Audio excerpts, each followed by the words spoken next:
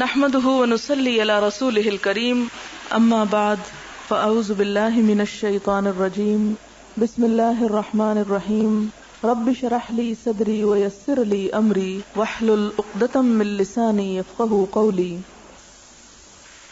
باب استقراض الابل، اونٹ قرض لینا، یعنی سونا، روپیہ، پیسہ اور دیگر چیزوں کے علاوہ جاندار مخلوق بھی قرضہ دیا جا سکتی ہے یا نہیں.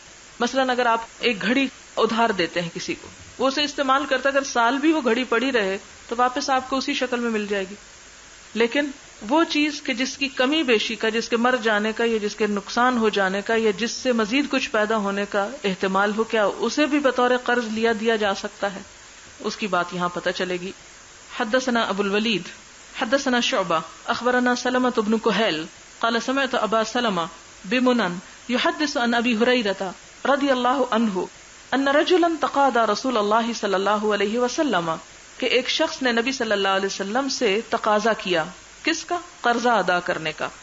فاغلظ له، تو آپ کے ساتھ شدت برتی. فہم به اصحابہ، تو نبی صلی اللہ علیہ وسلم کے ساتھیوں نے اس کا ارادہ کیا، یعنی اس کو بدلہ لینے کا، سزا دینے کا. فقال، تو کہا، دعوہ، کس نے فرمایا؟ نبی صلی اللہ علیہ وسلم، دعوہ، اسے چھوڑ دو.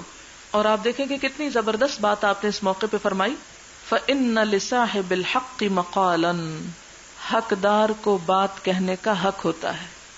یعنی جو مظلوم ہے یا جو حقدار ہے، اسے سختی کرنے کا یا تقاضا کرنے کا یا اپنے حق کے مطالبے کا حق ہے.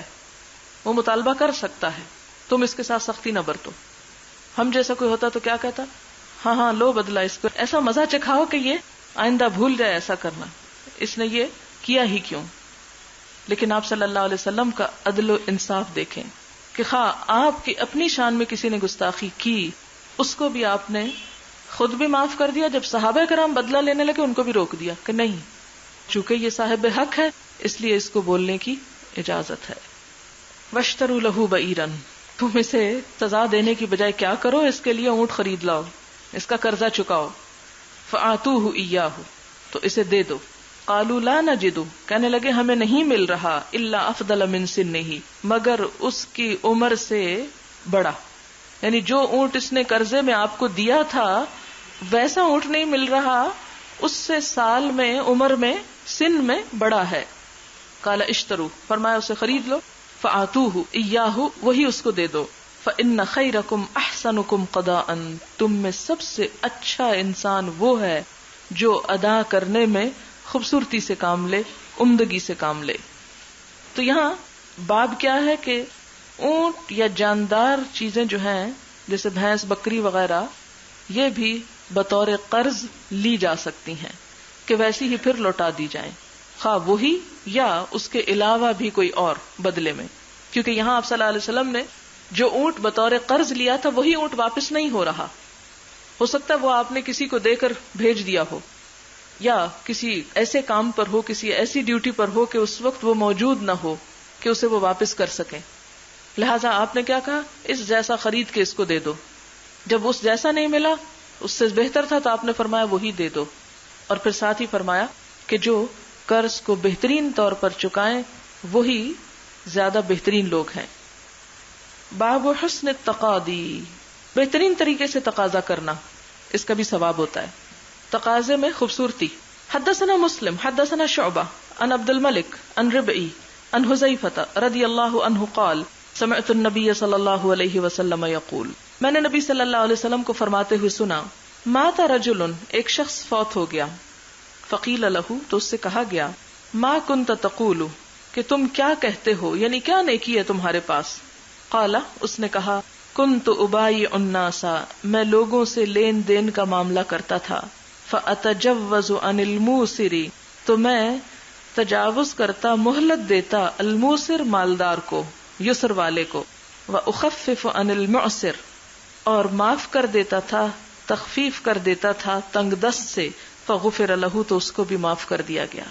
یعنی ایک شخص جو فوت ہوا، اس کی وفات کے بعد کیا چیز اس کی بخشش کا سبب بنی کہ خرید و فروخت کے معاملات میں، مال کے لین دین کے معاملات میں وہ مالدار اور تنگ دست دونوں کے ساتھ احسان کا معاملہ کرتا.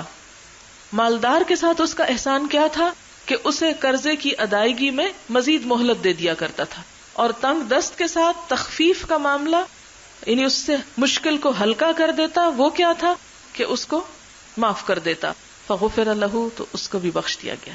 یہ کتنی خوبصورت بات آپ صلی اللہ علیہ وسلم نے ہمیں سکھائی کہ زندگی کے عام روزمرہ معاملات میں ہر انسان کسی نہ کسی طور پر لین دین میں ملوث ہوتا ہے, اور اس میں جہاں پچھلی حدیث میں بتایا گیا کہ لینے والا سختی بھی کر سکتا ہے, تقاضا کر سکتا ہے, تو ان لصاحب الحق مقالا, قانونی طور پر اس کو حق ہے, تو دوسری طرف تعلیم کیا دی, اگرچہ وہ حق ہے لیکن یہ کرنا زیادہ بہتر ہے. اور یہاں پر امام بخاری کا وہ خوبصورت امتزاج آپ دیکھیں کہ حدیث کو آگے پیچھے کس طرح سلیکٹ کر کے لائے ہیں کہ دین کے دونوں رخ سامنے آ جاتے ہیں کہ کون سی جگہ قانونی حد تک اجازت کی ہے اور کون سی جگہ احسان کی ہے. یعنی ایک عدل ہے اور ایک احسان کا درجہ ہے. عدل کیا ہے کہ لصاحب الحق مقالا, اور احسان کیا ہے کہ نرمی کا معاملہ کیا جائے. دونوں میں سے آپ جو چاہیں اختیار کر لیں, اجازت دونوں ہی کی ہے. ہاں, ظلم کی اجازت نہیں کہ مزید گالی گلوچ شروع کر دیں. باب هل يعطى اکبر من سنه, کیا جانور جب قرضے کے طور پر لیا جائے تو اس سے بڑی عمر کا بھی لوٹایا جا سکتا ہے؟ کیا یہ رشوت یا سود میں تو شمار نہیں ہوگا؟ کیونکہ یہ کہا جاتا ہے نا کہ یعنی جس کسی کو قرضہ دے اس کے درخت کی چھاؤں میں بھی نہ بیٹھے. کیوں؟ کہ وہ بھی ایک طرح سے سود شمار ہوتا ہے, کہ وہ یہ سمجھ کر کہ چونکہ میرا مال اس کے پاس ہے, میرے مال سے یہ فائدہ اٹھا رہا ہے, لہٰذا اس کے عوض یا اس کے بدلے یا اس کے صلے میں اس سے میں فلاں اور فلاں فائدہ اٹھا لوں. وہ کسی قسم کا بھی کوئی فائدہ نہیں اٹھانا چاہیے, یعنی خصوصی طور پر قرض کے معاملے میں. ہاں, اجرت اور بات ہے, باقی صلہ اور بات ہے, لیکن جس مال کو آپ نے بطور قرض دیا کہ آپ کو اسے واپس لینا ہے, ہو بہو لینا ہے, تو پھر اس کے بدلے میں کوئی احسان لینا دراصل سود شمار ہوگا. تو یہاں پر یہ سوال پیدا ہو کہ اگر کوئی شخص قرض جب واپس لیتا ہے تو اتنا ہی لینا چاہیے نا, اس کو اس سے زیادہ تو نہیں لینا چاہیے. لیکن یہ چیز مثلا روپے میں تو ہو سکتی ہے کہ آپ 1000 کے نوٹ گن لیں, 1000 دیا تھا 1000 گن کر لے لیں, 1001 لینا بھی حرام ہے, وہ 1 روپیہ بھی سود کا شمار ہوگا. لیکن اب جانوروں کا تو وزن تولا نہیں جا سکتا نا برابر کا, یہ اس میں تو کمی بیشی ہو سکتی ہے, اور بعض اوقات انسان اپنی خوشی سے دیتا ہے اور وہ سود سمجھ کے نہیں, نہ لینے والا اس کا مطالبہ کرتا ہے تو اس کی اجازت ہے, یہ سود میں شمار نہیں ہوگا. حدثنا مسدد ان یحییٰ ان سفیان حدثنی سلمۃ بن کہیل ان ابی سلمۃ ان ابی ہریرہ رضی اللہ عنہ ان رجلا اتى النبی صلی اللہ علیہ وسلم یتقاضاہ بعیرا, ایک شخص نبی صلی اللہ علیہ وسلم کے پاس اپنے اونٹ کا تقاضا کرنے کو آیا. قال قال رسول اللہ صلی اللہ علیہ وسلم آتوہ, تو نبی صلی اللہ علیہ وسلم نے حکم دیا کہ اس کو دے دو. فقالوا ما نجد الا سنا افضل من سنه, تو صحابہ کرام نے عرض کیا کہ یا رسول اللہ صلی اللہ علیہ وسلم ہم نہیں پاتے مگر اس کے اونٹ سے بڑی عمر کا اونٹ. فقال الرجل, تو اس شخص نے کہا اوفیتنی اوفاک اللہ, پھر وہ بیچ کا قصہ سارا حذف کر دیا گیا ہے. آپ صلی اللہ علیہ وسلم نے بڑی عمر کا اونٹ ہی دینے کا یعنی جواباً یا قرض کی ادائیگی کے طور پر حکم دیا. تو اس شخص کو جب وہ حق سے زیادہ ملا تو اس نے کیا کہا, اوفیتنی, آپ نے مجھے پورا پورا دیا, اوفاک اللہ, اللہ تعالیٰ آپ کو بھی پورا دے, یعنی ثواب اس کا. فقال رسول اللہ صلی اللہ علیہ وسلم اعطوہ, آپ صلی اللہ علیہ وسلم نے فرمایا اسے دے دو. فإن من خیار الناس احسنهم قضاء, کہ لوگوں میں سب سے اچھے لوگ وہی ہیں, خیار الناس, چنے ہوئے لوگ, کہ جو قرض کی ادائیگی عمدہ طور پر کرتے ہیں, خوبصورتی کے ساتھ کرتے ہیں, احسن طریقے سے کرتے ہیں. کیونکہ عموماً کیا ہوتا ہے کہ قرض ادا کرتے ہوئے بھی لوگ احسان جتاتے ہیں, منہ بناتے ہیں کہ کسی نے مطالبہ کیوں کر لیا یا مانگ کیوں لیا, یا دیتے ہوئے بھی ایسا رویہ اختیار کرتے ہیں کہ گویا دوسرے پر احسان کر رہے ہیں حالانکہ اس کا حق دے رہے ہوتے ہیں. تو ایسی کسی بھی بدمزاجی اور بد اخلاقی سے بچ کر اس قرض کو چکاتے ہوئے خوبصورت رویہ اختیار کرنا چاہیے, بلکہ احسان مند اور شکر گزار ہونا چاہیے دوسرے کا کہ وہ مشکل وقت میں کام آیا. باب حسن القضاء, اچھی طرح ادا کرنا. یہ حدیث پیچھے گزر چکے, صرف ریڈنگ کروں گی. حدثنا ابو نعیم حدثنا سفیان عن سلمہ عن ابی سلمہ عن ابی ہریرہ رضی اللہ عنہ قال كان لرجل علی النبی صلی اللہ علیہ وسلم سن من الابل فجاءه يتقاضاه فقال صلى الله عليه وسلم اعطوه فطلبوه سنه فلم يجدوا له الا سنا فوقها فقال اعطوه فقال اوفيتني اوفى الله بك. قال النبي صلى الله عليه وسلم ان خياركم احسنكم قضاء. حدثنا خلاد حدثنا مسعر حدثنا محارب بن دثار عن جابر بن عبد الله رضي الله عنهما قال اتيت النبي صلى الله عليه وسلم وهو في المسجد قال مسعر اراه قال دحن. یہاں کہتے ہیں جابر بن عبداللہ کہ میں نبی صلی اللہ علیہ وسلم کے پاس آیا وهو فی المسجد جب آپ مسجد میں تشریف فرما تھے. قال مصر کہتے ہیں کہ اراہ میں سمجھتا ہوں کہ قالا اس نے کہا کس نے محارب نے دحن دہا کا وقت تھا. فقال تو نبی صلی اللہ علیہ وسلم نے فرمایا صلی رکعتین 2 رکعتیں پڑھ لو. وکان لی علیہ دین اور میرے لیے ان کے ذمہ کچھ قرض تھا. فقدانی وزادنی تو آپ نے قرض چکایا اور زیادہ دیا مجھ کو. یعنی اگر اپنی خوشی سے کوئی کسی کو زیادہ دیتا ہے ادائیگی میں تو وہ دے سکتا ہے, اس کا احسان شمار ہوگا, سود شمار نہیں ہوگا. باب اذا قضا دون حقه او حل له فهو جائز. جب کوئی ادا کرے قرضہ دون حقه حق سے کم, پہلے کیا حدیثیں تھی حق سے زیادہ دینے, اب یہ کہ کوئی کم دے, او حل له یا اس کو معاف کر دے, حلال کر دے اس کو. حل له کا لفظی معنی کیا حلال کر دے. حلال کرنے کا معنی کیا ہے, کیا کرے اس کو, وہ اس کو کھانے دے. جب تک قرض تھا اس پر حرام تھا, لیکن جب قرضہ معاف کر دیا تو وہی مال مقروض کے اوپر حلال ہو گیا. فہو جائز, تو ایسا کرنا جائز ہے. معاف کرنے والے کو تو ثواب ملے گا ہی, اور جس کے لیے معاف کیا گیا اس کو بھی اس مال کا استعمال کرنا حلال ہو گیا.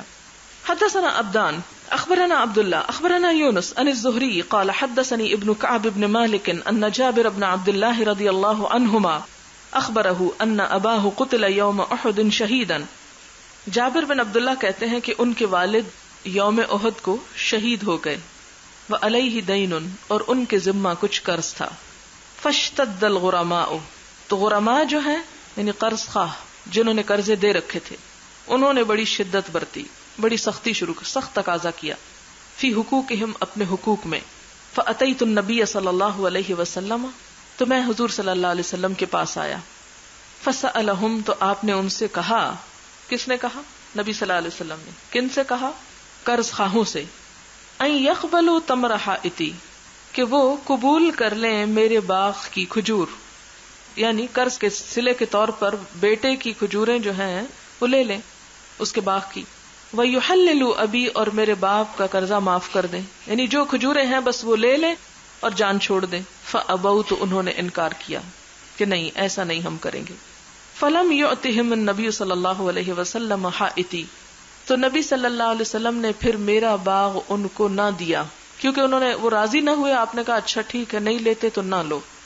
وقال, اور کہا سنغدو علیک, ہم صبح سویرے تیرے پاس آئیں گے. غدا ہوتا نا غدن. فغدا علینا, تو آپ صلی اللہ علیہ وسلم تشریف لائے ہم پر, یعنی ہمارے باغ میں صبح سویرے. حین اصبح, جب آپ نے صبح کی. فطاف فی النخل, تو آپ گھومے پھرے کھجور کے درختوں میں, یعنی آپ باغ میں تشریف لائے اور سارے باغ میں چلے پھرے. یہ چلنا پھرنا کس لیے تھا؟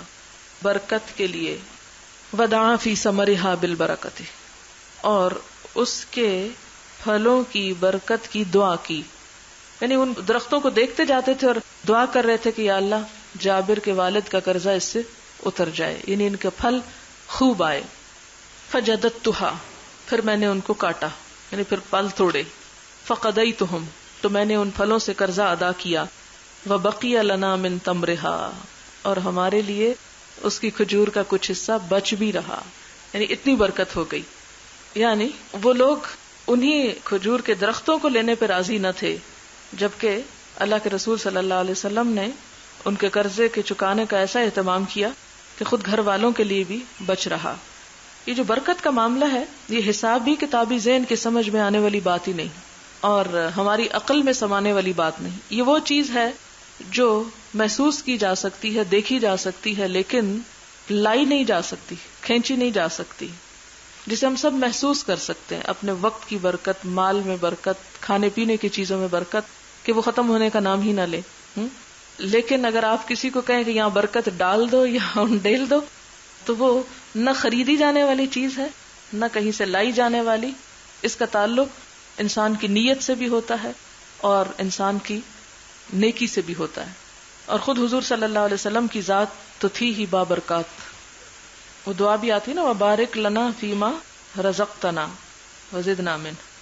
اللہ سبحانہ وتعالیٰ کے نام کے ساتھ بھی تبارک و تعالی بہت بابرکت ہے. وہ تو ہم روز پڑھتے ہیں لیکن کبھی سوچتے نہیں کیا پڑھتے ہیں.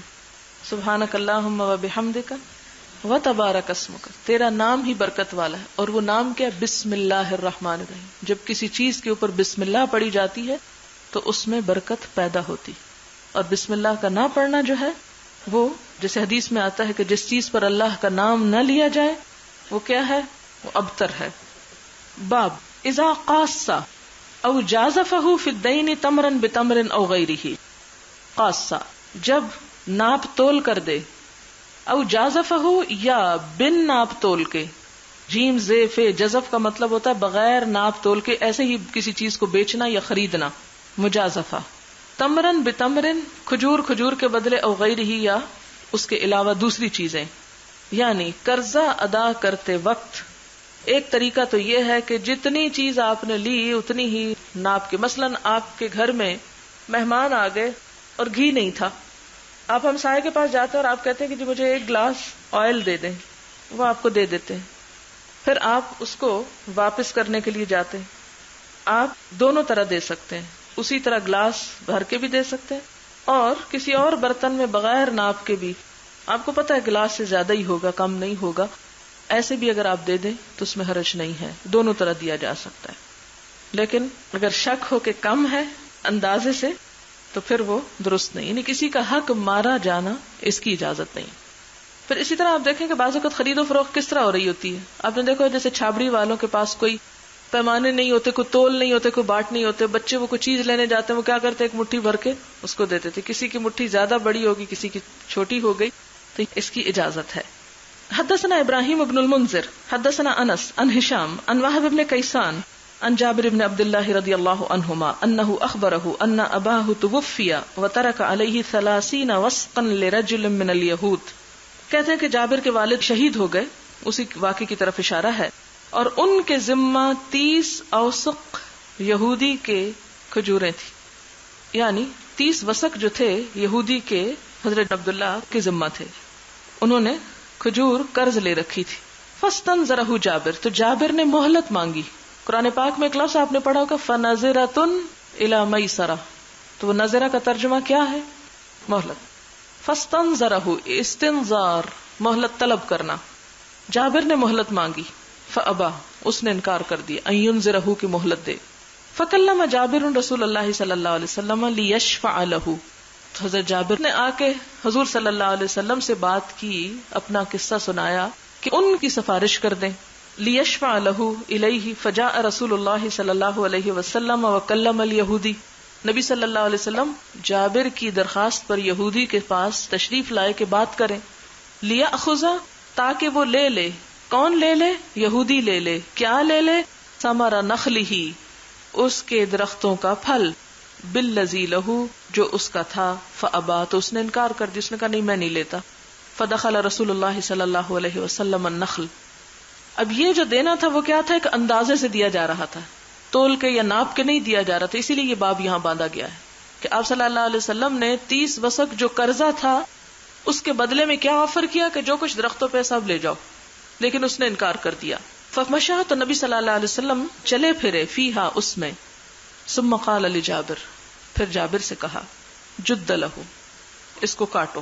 فاوف لہ الذی لہ، پورا دو اس کو جس کا حق ہے. فجدہ، تو حضرت جابر نے پھل توڑے. بعد ما رجع رسول اللہ صلی اللہ علیہ وسلم، اس کے بعد کہ نبی صلی اللہ علیہ وسلم واپس تشریف لے گئے. فاوفاہ 30 وسقا، تو جابر نے یہودی کو 3 وسق پوری کر کے دے دی. وفضلت لہ 17 وسقا، اور بچ رہی اس کے لیے. کس کے لیے؟ جابر رضی اللہ تعالی عنہ کے لیے. کتنی؟ 17 وسق، اتنی زیادہ ہو گئی تھی. وفضلت له 17 وسقا فجاء جابر رسول اللہ صلی اللہ علیہ وسلم، تو جابر حضور صلی اللہ علیہ وسلم کے پاس آئے لیخبرہ کہ آپ کو بتائیں بالذی کانا وہ جو ہوا تھا. فوجدہ یصلی العصر تو جابر نے آپ کو عصر کی نماز پڑھتے ہوئے پایا. فلما انصرف جب آپ نے سلام پھیر لیا اخبرہ بالفضل تو خبر دی آپ کو اس فضل کی یعنی وہ جو کچھ بچ رہا تھا یا زیادہ ہو گیا تھا.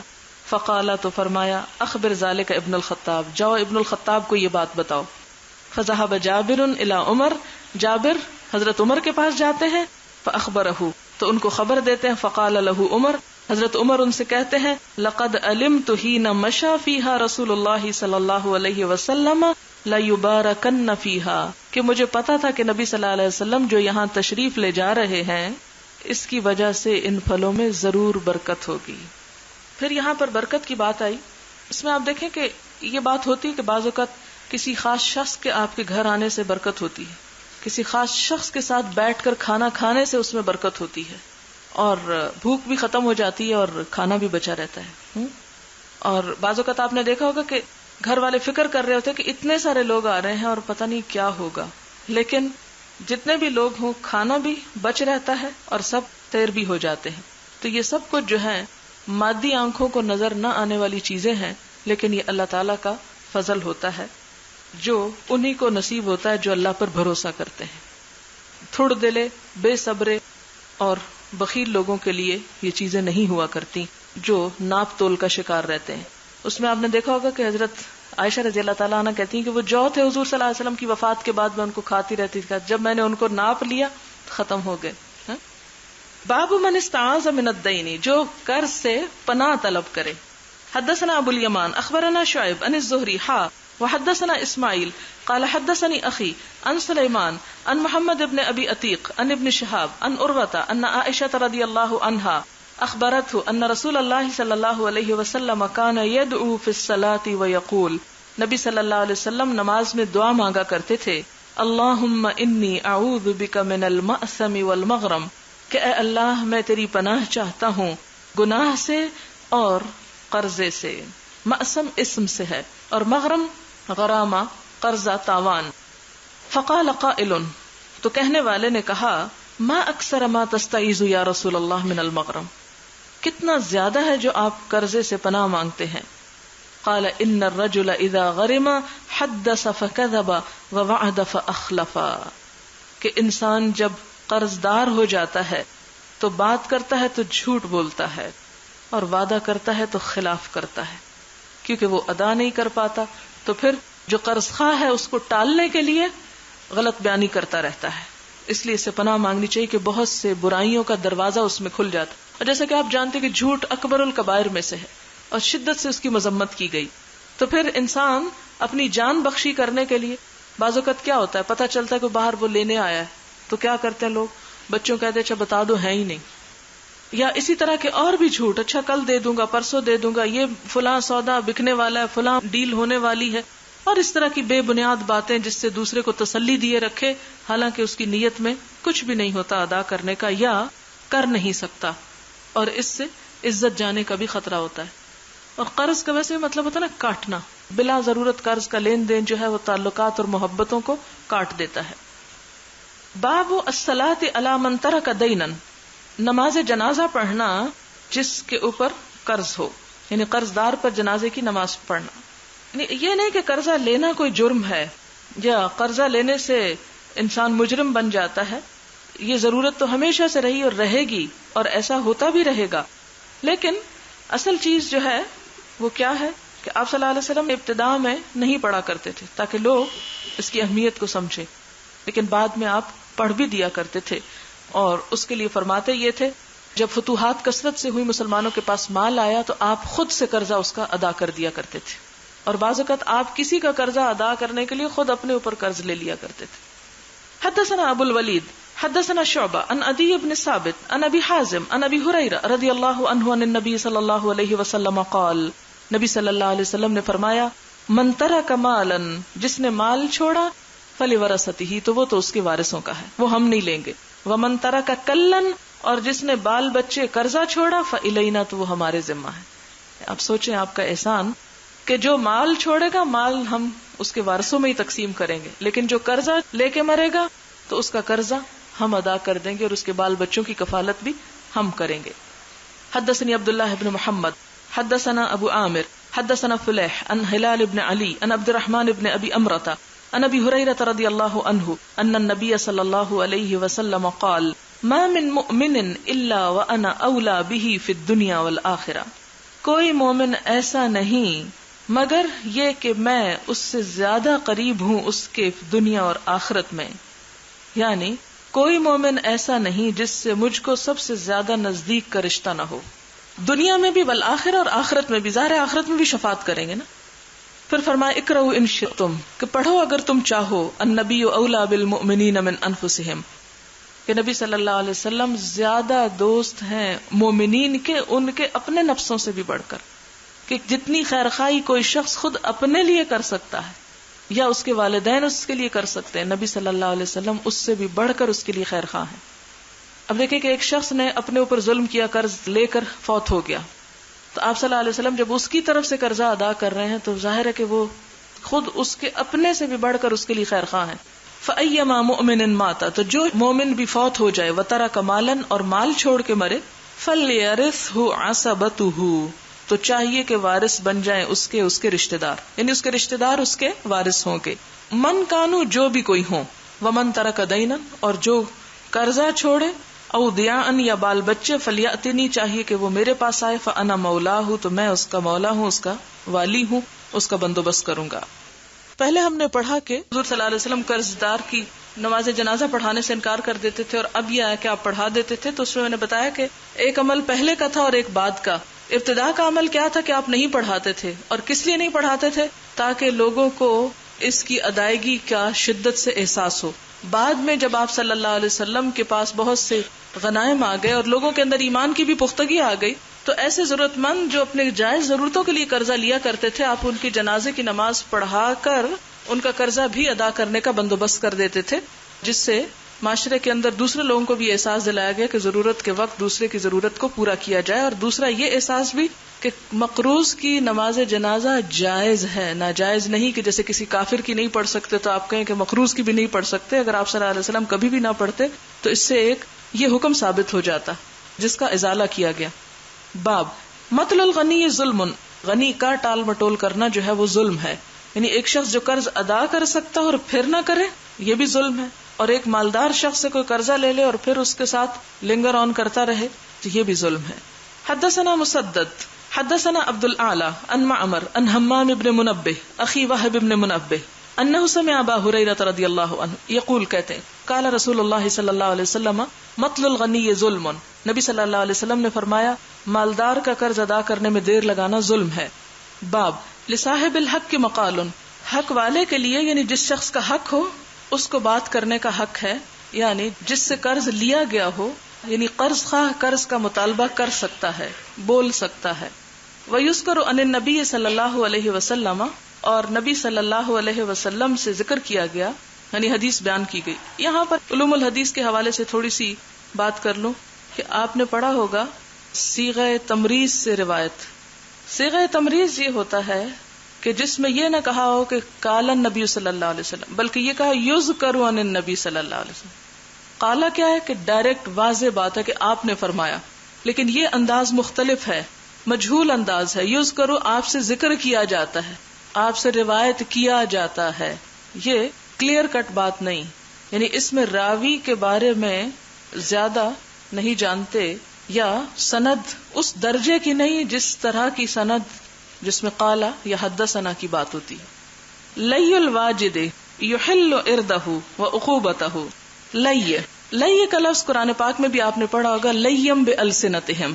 لی ہوتا ہے زبان کو موڑ توڑ کے بات کرنا، ہیلا سازی کرنا. الواجد پانے والا یعنی مالدار مراد ہے.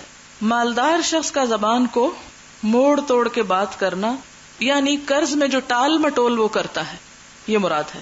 مالدار شخص اگر قرض کی ٹال مٹول میں زبان کو ہیر پھیر کر کے بات بناتا ہے تو اس سے کیا ہوتا ہے، اسے فائدہ نہ ہوگا. یحل عرضہ، اس کی عزت کو حلال کر دیتا ہے، یعنی پھر وہ اپنے خلاف دوسرے کو بات کرنے کا موقع دیتا ہے. زیادہ دیر تک کوئی کسی کو باتوں سے بہلا نہیں سکتا. وعقوبتہ اور اپنی سزا کو دعوت دیتا ہے، یعنی بے عزتی کو دعوت دیتا ہے. قال سفیان عرضہ یقول مطلتنی وعقوبتہ الحبس. یہ سارے الفاظ کی وضاحت یہاں کی گئی جو آپ پڑھ چکے ہیں. حدثنا مسدد حدثنا یحیی عن شعبۃ عن سلمۃ عن ابی سلمۃ عن ابی ہریرۃ رضی اللہ عنہ قال اتى النبی صلی اللہ علیہ وسلم رجل. نبی صلی اللہ علیہ وسلم کے پاس ایک شخص آیا، یتقاضاہ جو آپ سے تقاضا کر رہا تھا، فاغلظ له تو آپ کے ساتھ اس نے سختی سے بات کی. فہم به اصحابہ تو نبی صلی اللہ علیہ وسلم کے ساتھیوں نے اس کو سزا دینے کا ارادہ کیا. فقال تو آپ نے فرمایا دعوہ اسے چھوڑ دو. فإن لصاحب الحق مقالا کیونکہ صاحب حق کے لیے بات کا حق ہے.